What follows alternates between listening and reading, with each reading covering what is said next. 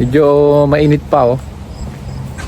Pero ano na, pa-autumn na. Mainit yung araw, pero malamig na yung hangin.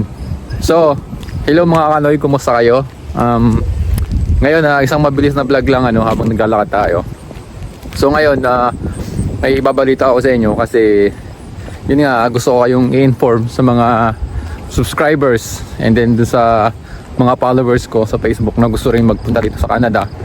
So sasabihin ko po sa inyo na naghigpit na po dito sa Canada kasi last month nitong August nag-announce si Prime Minister Justin Trudeau. May sumisigaw na babae. Ayun, hindi ko alam kung ano nangyari dun. So yun, na-distract ako. So yun nga, may in-announce nga si Prime Minister nung nakaraan. At yun nga, sinabi niya na babawasan na yung pagpasok ng mga temporary foreign worker. Hindi ko alam kung ano nangyari dito sa mga matatandang to. Nalakas ang boses, nakaka-distract. Nasaan na nga ba ulit tayo? So yun na, sabi nga pabawasan na yung mga temporary foreign worker dito sa Canada. Okay? So tawid muna tayo. Kasi ang sabi dun sa announcement ni Prime Minister Justin Trudeau. So ayan, ipi-play ko muna yung video para marinig nyo rin, no? So I asked my minister to work on this over the summer, and we are taking action. We are tightening the rules and restricting eligibility to reduce the number of low-wage temporary foreign workers in Canada, with exceptions in certain industries like healthcare, construction, and food security. We'll also be looking at changes to the high-wage stream of the program as part of the minister's expedited 90-day review. So to those who would complain about worker shortages, here's my message. There is no better time to hire and invest in Canadian workers.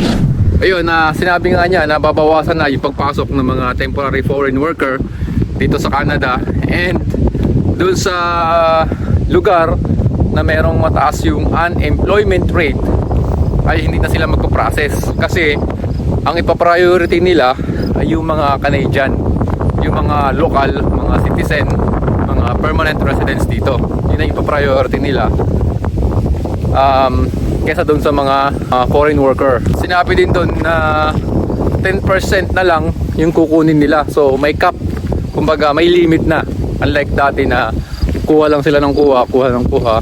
So ngayon may limit na. May limit na lang yung pwede nilang kunin na mga temporary foreign worker. And then yung kontrata, binawasan din nila. Nung dumating kami dito, yung kontrata na pinirmahan namin para sa work permit ay 2 years.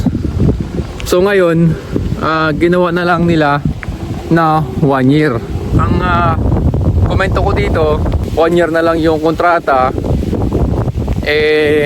Paano na yung pag-apply ng ng permanent residence? Kasi yung 1 year, bitin talaga yon kung mag-apply kayo ng PR. Kami nga na mayroong 2 taon na kontrata ay hirap pa rin sa pag-apply ng PR. Katulad nga ngayon, 1 year na kami, pero nasa pa lang kami.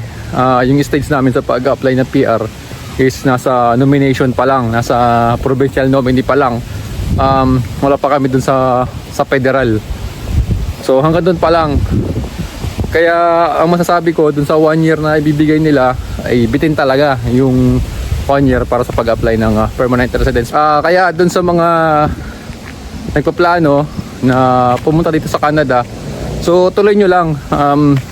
Although may naririnig kayo na mga balita na ganyan na hindi naman siya ititigil, kumbaga binawasan lang, pero tuloy-tuloy pa rin.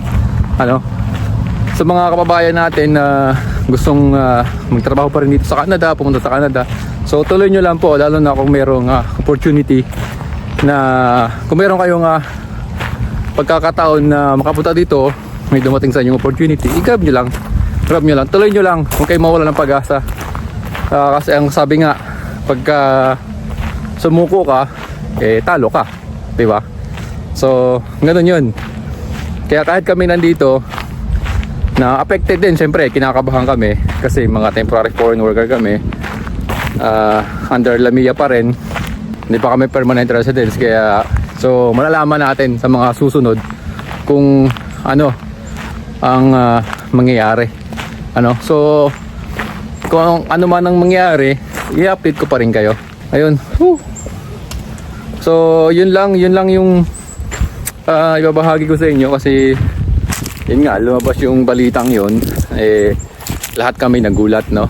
So yun lang, sinare ko lang sa inyo kasi marami nagtatanong sa akin, sir, paano ba pumunta dyan, ano ba yung mga process, ganyan. So ito dagdag ko na lang din, ano. So ngayon, kung kayo po ay mag-a-apply dito sa Canada at sinabi nung agency na in-applyan nyo or ganyan, na papangakuan kayo na madali makapasok dito sa Canada, so wag po kayo basta-bastang maniwala kasi mahirap po ngayon yung sitwasyon. Kumbaga mahirap ngayon makapasok dito sa Canada. Kaya kung papangakuan po kayo na gano'n, na madali makapasok, ganyan-ganyan, so mag-ingat po kayo, no? Maging aware po kayo dun sa mga ganong salita. So yun lang po yung maibabahagi ko sa inyo ngayon. At yun, isang mabilis lang na update.